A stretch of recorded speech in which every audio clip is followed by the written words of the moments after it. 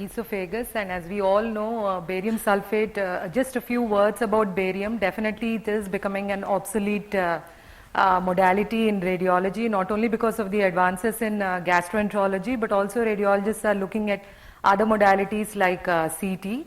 So we know that barium sulfate is the one which is used as the radio-opaque agent, and whenever you want to do a double contrast study, you introduce air or give an air-producing agent which acts as a radiolucent structure. So you get beautiful mucosal detail when you do a double contrast study.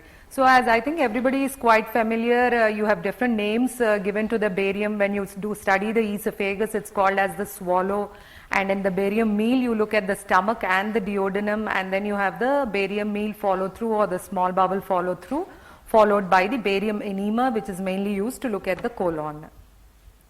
So I've been asked to cover it as a pictorial assay, so I'll be only showing you a few important radiological features and then followed by the images. Esophagus, of course, we will be looking mainly only at the bariums because that is the best modality to view the esophagus, except of course when you have extraluminal lesions or anything that is compressing the esophagus.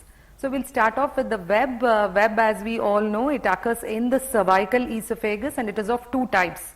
So we'll be only touching upon the main features which you can, I hope, will remember at the end. And you have the transverse and the circumferential types depending on the extent, how the web is going across the esophagus.